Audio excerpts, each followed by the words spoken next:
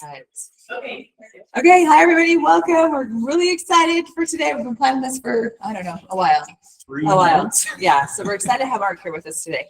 I'm just going to give you a little bio on Mark. He started his career as an electrical engineer in the automated test sector and later moved to federal service as a civilian employee at Hill Air Force Base. He served in many different leadership roles, including leading Hill Air Force Base's STEM outreach program that reached over 150,000 students. Mark launched the Leadership Mark to help technical professionals level up their communication, leadership, and productivity skills. So that's all of us. Today, he's excited to share a few insights on personal growth so you can reach your full potential. So let's welcome Mark. I'm excited to have you here. Yeah, thanks, Jen. Yeah, we've been doing this for a while, so I'm excited to actually be here. Thanks for coming in person, and for those of you who are, I guess I should look up there, online. So thank you for coming. The food smells fantastic. Hope you all get your fill of food and also some good stuff that I'm going to be sharing today. So my presentation is Engineer Your Growth, and it's going to be based on a book by John C. Maxwell called The 15 Invaluable Laws of Growth. I've got one here on the table as well. It's an awesome, oh yeah. I can. I thought, yeah, oh, I'm sorry. I thought we were all set up for that. Let's see. Share, that's a share button. And let's go to that one. Okay. Are you seeing what I want you to see? Okay, cool. Okay, awesome. Yeah, and my name is Mark Erickson. So I'm going to be sharing some insights that I've learned while I've gone through some of this material and how I've applied it. All right, so this is a question for all of you, and I do want you to actually walk away with some actionable steps, at least one action, like something you're going to change today. So this is a question to just ponder for a moment. Have you reached your full potential? And if anybody would like to comment, raise your hand or just shout it out, either way. Anybody here reached your full potential? Okay, well, why not? Why have you not reached your full potential? There's always things to learn and grow. Yes, thank you, Angie. There are always things to learn and grow, right? Life is a journey, and I am never going to get there until I die. But that excites me too, because it means I have all the potential in my life to get there, to get as far as I can go. So, all right, cool. So today's focus is going to be on taking our personal growth and increasing that so that we can be better tomorrow. So John says, I'm probably going to say this a lot, but John will say different things. And if you focus on your growth, your personal growth today, guaranteed that tomorrow will be better. And if we just do that every day, we'll constantly be getting better. Okay, so it's the book on 15 invaluable laws. That's a lot. We only have a very short amount of time, and I'm going to cover 2 laws. And even then, we're not going to cover everything that's in the book, obviously, but I'm going to give you a little bit of taste of these 2 different laws. So the law of pain and an accompanying law, which is the law of the rubber band. We'll go into these in a little bit more detail. So the law of pain basically is saying, hey, we take, if you have good management of bad experiences, it can lead to great growth. So anybody here ever had a painful experience, right? It's kind of one of these no duh, making sure you're awake kinds of questions, right? And you're all nodding, so that's fine. Keep eating, that's great. Yeah, so we've all had painful experiences. And I like this quote that says, every problem introduces a person to himself, and I added or herself. So every problem introduces a person to themselves, right? What does that mean? What does that mean to you? And you can finish chewing. Or online, you can comment. What does that mean to you? Quinn. It's definitely a test of your character, right? You realize, well, if you're in kind of your comfort zone and your bubble, I'm a really good person, but as soon as this person starts to rub me the wrong way, how much does that say about my character versus the conflict that I'm having? Yeah. A good example that I think tests a lot of people is maybe traffic. You know, how much does that meditation you do every day really help when you hit that traffic? You know, hopefully it does help you, but that's when you're really tested, right? That's when you know, okay, have I become better? Which on a related note, the other day I was angry at someone that cut me off and was showing that anger not with a certain finger, but with showing that anger. And it was someone I knew. Yep. How awkward was it? How awkward? It's someone you're friends with, right? Someone you know. You never know who you're going to come across. Oh, sorry. Yeah. If you're a stranger, it's okay to be mad, but if it's someone I know.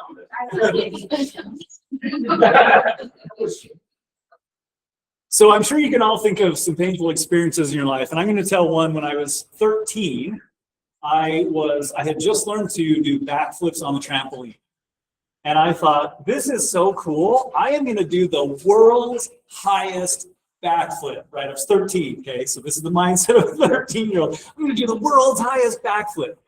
And if you've ever jumped on a trampoline and you've gone really high, you might relate to what sometimes happens. I don't know if it's the frequency of the mat or what, but you come down and then you just hardly go anywhere. Anybody ever had that? It usually happens jumping with somebody else. They steal your bounce, right? But it can happen on your own too. This occasion, it happened to me when I was doing the world's highest backflip. So I was jumping up and down, getting enough height, and right when I decided, okay, this is the moment, I came down and I was already starting to do the motion, and I had that happen to me where my bounce was stolen. And so I did not make the flip. So what happened was, I went about halfway, landed on my neck, and my knees met my chest with a loud thud. And I heard and felt an incredibly loud pop in my lower back. So I called for help. My mom came and got me, took me to bed. A few days later of being in bed, my dad's like, all right, Mark, quit being a wuss. Time to go to school. So I got up and went to school. Was in excruciating pain, came home, and then we went to the Instacare, I think it was, whatever, got an x-ray, and they showed a side view of my lower back, and a vertebrae is supposed to be rectangular in an x-ray. Well, mine was a triangle. It had been compressed because of my body folding in half. But what was cool was there was little particles around, like the Star Wars Death Star when it blew up, and there's it was like, cool, Star Wars, yeah, so that was a painful experience. The good news is you can see I'm up here, I'm walking, I'm fine. But what it taught me was, number one, a very good appreciation for my body and also the limitations. I'm not immortal at 13, like I might have thought. So now throughout my life, it has actually helped me care for my body a lot more. And I've tried to really focus on some of those things that have helped me. So again, that was an example of a painful experience. And hopefully I made some steps to become better because of it. We'll talk about, hopefully, if you think of some pains. Oh, yeah, I was going to say, didn't go. There we go. So whenever you have a painful experience, there's a spectrum of responses. So maybe if you had a thought of a painful experience, think for a moment where you were on that spectrum. Were you avoiding the pain? Were you enduring it? Or were you maybe even, over here is the goal, right, to embrace pain. And I don't mean embrace the pain, but embrace the lesson and make positive changes, proactive, positive changes as quickly as possible. And I honestly can't tell you when I was 13 where I was exactly in here. I probably was just enduring it, right? And maybe I probably moaned and whatever. But in life, the faster we can come to this end of the spectrum, the better off we're going to be. There's another quote that says, pain is unavoidable, but suffering is optional. So we're all going to have pain. But the question is, are you going to wallow in the mire of suffering, or are you going to adjust and move on and learn from that experience? So hopefully that's what we take out of this, is to try to move more toward making positive changes quickly. Okay, so John has this section in the book he calls the pain files. Basically, it's just different kinds of pain. So at the end of this law, I'm going to have you kind of reflect on how we might move toward the better end of the spectrum. So if any of these trigger a painful experience, or maybe something you're still experiencing right now, keep that in mind as we go. There's just a couple of examples, but there's incompetence. I know I felt this before. Anybody ever felt incompetent? I mean, going to school as an engineer, I felt very incompetent. I didn't even know what a resistor was on my first class. And I had a lab partner who, he knew all about it. So I felt very incompetent. conflict, right? We've probably all had some kind of conflict in life, sometimes more than others. Responsibility, that's a good one. And then even change. Some people are just resistant to change. Those are just a few of the examples. But hopefully you got some kind of experience or, bad experience in your mind that we can relate to here in a second. So the goal here is a lot of people don't take these experiences and use them for good. So they become bitter. And the goal here is to become better, not bitter. So a few hints, right? We can practice a positive life stance. Is anybody really good at this? Some people are just naturally good at this. I'm actually not. Anybody really good at being positive? Yeah? You know what? You may not think you are, because to you that's normal. But when people around point and say, this person is good at that, you probably are good at that. You just don't realize it. Yeah, so this is something I've had to work on a lot. So let me ask you this. Is there anybody in here who wasn't so good at it that is now better at it? Anybody gotten better at being more positive in life? Hopefully somebody. Angie, can you share maybe some of the things you've done to shift toward being more positive? I think, things that happen in your past, you have to kind of let go of some of that. Like you might have some anger, some frustrations toward the person or situation, and you have to just let it go and just basically decide to be more positive about future things and your current situation. Thanks for sharing. So if you didn't hear, she was saying let go of things that have bothered you in the past and then move on. Summarizing. Yeah, so for me, one of the things I've done is I now have a miracle morning, if you've heard of Hal Elrod, but I have a practice of doing affirmations. And that has really helped me, just that constant programming my brain every day. Just a few things, but that has helped tremendously to become more positive. And yeah, I mean, that's the big one for me, being positive.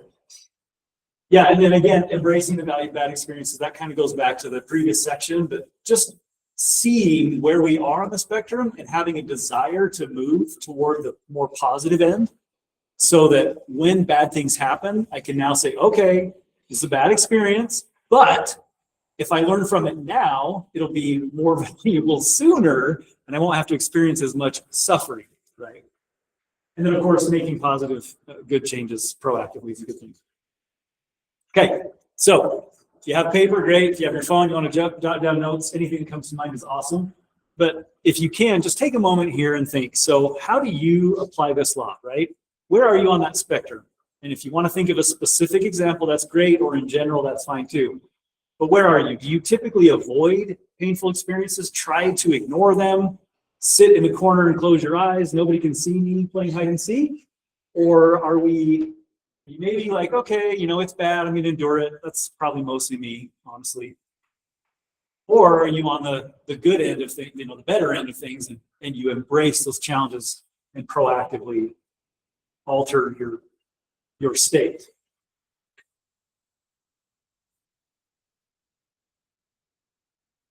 Okay, so moving forward, John's got a few steps here. So number one, and these are, if you're an engineer like me, you just love steps. There's 7, there's a lot. I don't think it's important that you remember the 7, but if you want to just write a few of these things down based on an experience you had in your mind earlier, that would be great. Sometimes it helps to actually define the problem. Like, what is the challenge? So another example I'll talk about, and Kayla's my daughter, by the way, the photographer. This has to do with my son. Don't tell mom. The problem was me, actually. You can tell them. She knows. The problem was me. My son was in a funk. I'll just put it that way. He was in bed a lot. And it frustrated me because I'm a doer. I go, I do, I like to do things. And I was frustrated by this situation. So the problem was I was being frustrated. That ties into number 2 as well, the emotion. So I recognized, okay, I'm frustrated. The lesson here was that I needed to change my approach to my son. And this went on for a while. But if this resonates with any of you, it's not going to help the person who's in a funk when you're angry, when you're frustrated, right? That doesn't help things. And so I realized that the lesson was I needed to improve my relationship with my son to make things better at all. So the fourth one was, that was the change. I identified I need to work on me more than I was focusing on working on him. And then brainstorming solutions. So there's a lot of different options. I tried to think about hanging out with him more and doing different things. That was also a challenge because he's hard to get out of bed. But I did actually make some efforts to spend more time with him.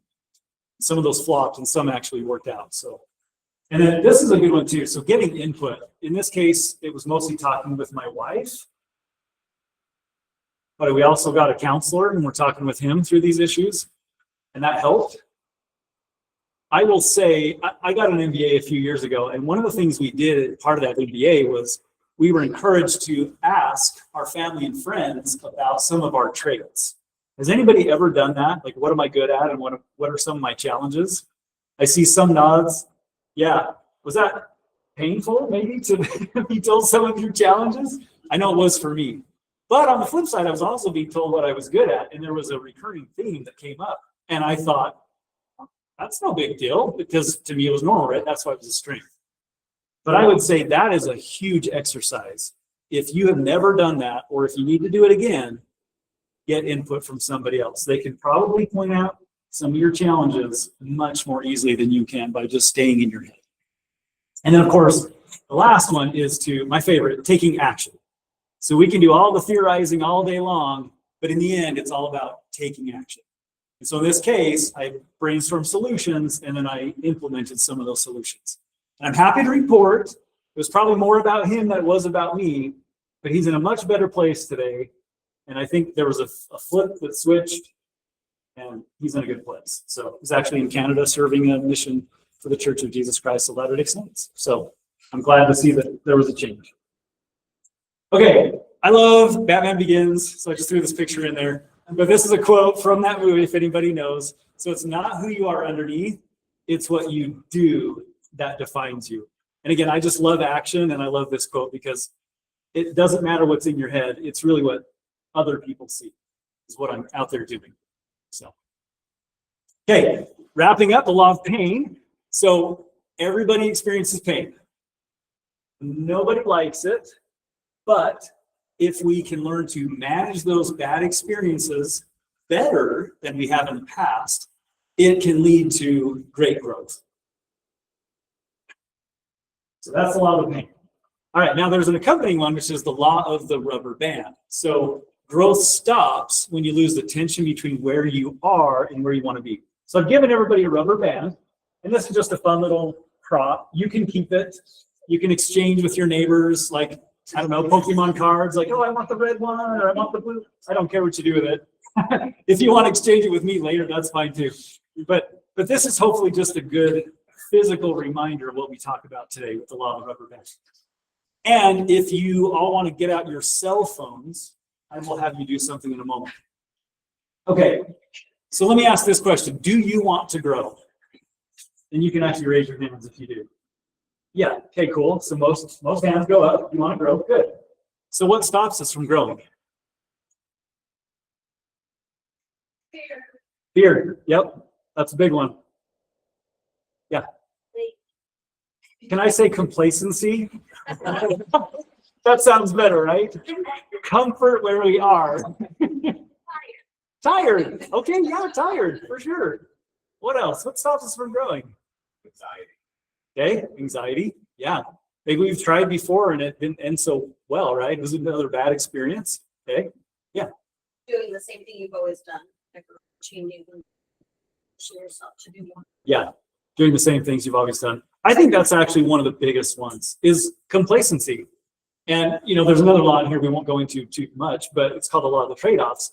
When you're early in life, it's easy to trade off what you have because you have nothing to gain something more. So, you know, I'm going to work like crazy to go to school and get a degree, or I'm going to go get a job, or whatever that is, right? You're willing to work.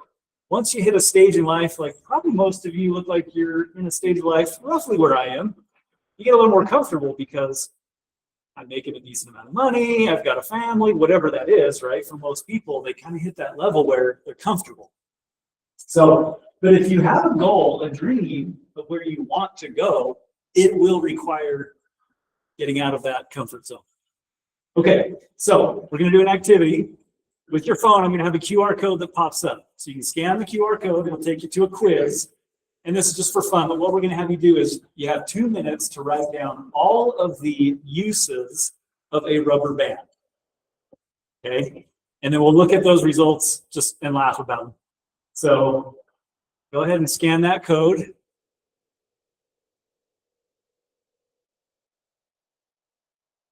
And I'll give you 2 minutes.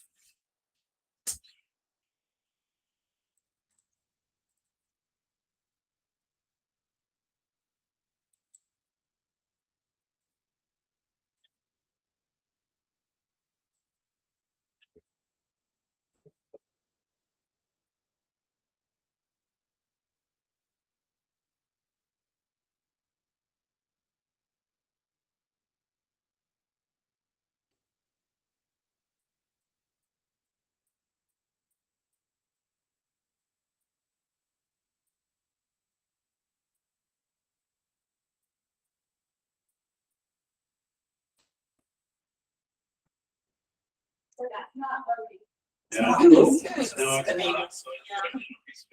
just tried this morning. We understand technology. Okay. Yeah, write them down. We'll just. Say that. What? Oh, okay.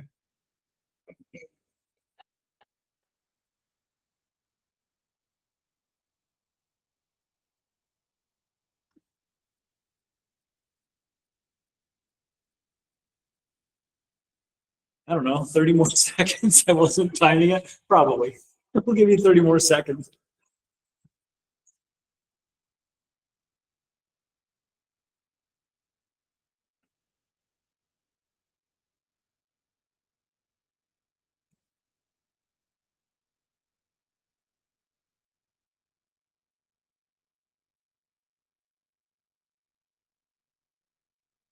Okay, 5 more seconds. All right, we'll call that good. Hopefully that was about 2 minutes. Okay, so maybe just shout out some ideas. What are some of the uses of rubber bands? Hold your hair back. Great. I do that all the time. We can see that. Yeah. Back here. Close that. Close the bag. Okay, good. So bound things together. Yep, keep things tight together. Yep. You can shoot them across the room. Yes, there's always somebody. Yeah. You know what I usually get is people actually put the name like shooting Corey or something. It's like, it's usually with kids. So this is my favorite life hack. If you have a screw where the threading, it's like you try to unscrew it or whatever, and it's just stuck, the threading starts to get off. If you put a rubber band in between the screwdriver and the screw, Oh. it grips it better so you can unscrew it. Cool. Yeah. Way to go, Quinn. I like that one. Yeah. Any others? Organized chords. Okay, yeah, organizing chords. Great. Okay, so what do all of those uses have in common? What has to happen to a rubber band? It's got to stretch, right? A rubber band is not very useful unless it is stretched. And guess what? I believe that's true of human beings too. That we really do, right? I mean, we're learning and we're growing. We have to stretch to get there. So to be your most useful self, we've got to stretch. Okay, I have a story, and it is not about any of you, I'm pretty sure. But I once had a job where I showed up, and on day 1, I met this new coworker, and I said, "What do you do?" And he said, "I pretty much sleep all day." And I was like, he was serious. I felt so dumb. I was like, what? The guy was serious. Like, what?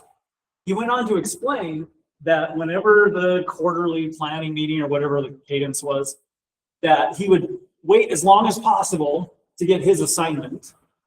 And then he would get whatever he got, and it would be the minimal, right? And then anytime throughout that period before it was due, when somebody asked him, "Hey, how's that coming?" he would say, remind me when the due date was or is. And they'd say, the due date. And be like, oh yeah, totally on track to get it done by then. So it's like, okay, some people might say that's not lying. I believe that the intention to deceive is lying. So I'm like, yeah, not so good. Anyway, and then what he would do is he would just get it done last minute before the deadline and then rinse and repeat. And I just thought, that is a huge waste of potential. Huge waste of human potential and money, the company's paying you and all that. I don't think that's anybody in this room. But again, I think that if we're not stretching and growing to reach our full potential, we're going to be unhappy.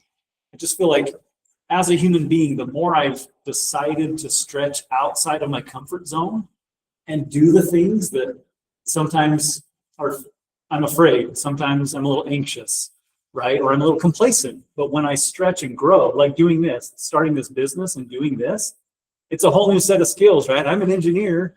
I like being in my cubicle and doing my work. And now I'm talking to people and I love it. It's a whole new set of skills, but I love it. And I feel like I've grown a lot by doing it. So, okay. So we're kind of getting near the end here, but there's a few ideas here, right? The internal path to growth. Mindset, I mentioned affirmations. That's been a huge thing for me. It's really just feeding my brain, doing that daily programming. So if you're not doing daily affirmations of whatever area of life you want to grow in, I would recommend that. I think it's a great thing. Embracing effort and then daily habits. I mean, these are kind of similar, but I really just love now growing and stretching. So good for me. And then the result too is that you have a shot at significance. I love this word because a lot of people say the word success. And success means different things to different people. So when I hear the word success, actually, I'm going to ask the group, what do you think of when you hear the word success? Or what do you think other people think when they hear the word success? Yeah. Okay, fulfillment of the goal. Good. I usually think that people need money. Like that's a definite component, right? I've hit a certain amount of money, like I'm successful. And I'm not saying that's bad. I'm just saying, to me, that's like a big component. That's why I really like the word significance. Because now it's about other people too. I'm making a difference in the world around me, with people around me. And to me, that is very fulfilling. That's why I love doing what I do now. Okay, so again, trying to apply this, where do you need to stretch? And these are a few ideas. So physical, any area of life, physical, intellectual, emotional or social, and even spiritual.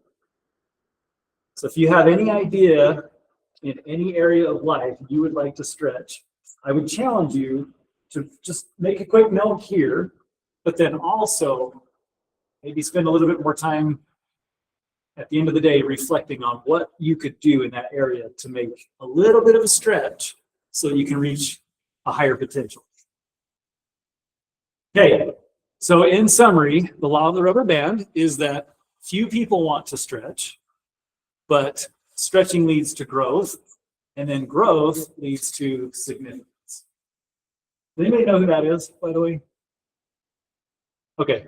I have a workout program. It's called Center. It's actually Chris Hems. You're like, he's hot. I don't know if that's what you're saying, but I can imagine. I couldn't hear you. Yeah. Anyway, so Chris Hemsworth, you all know him, right? Thor. Yeah. So he owns a company called Center, and this is Bobby Holland Hanton, his stunt double. So he's in some of the workouts I'm watching. But yeah, he's amazing. It's hard to keep up with this guy, but that's who that is.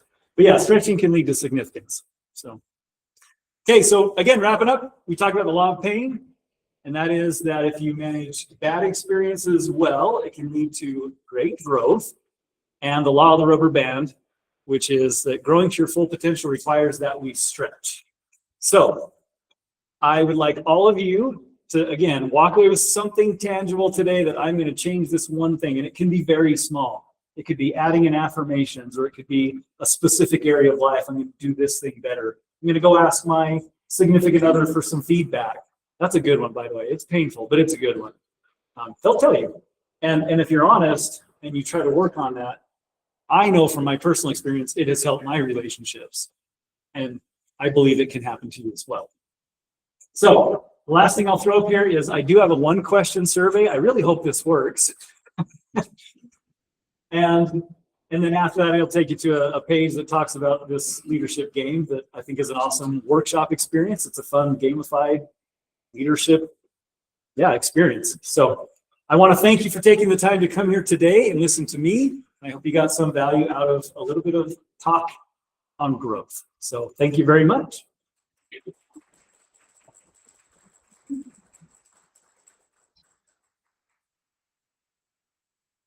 All right, Jen, now what? Do you have any questions online, or I guess maybe in the room, or?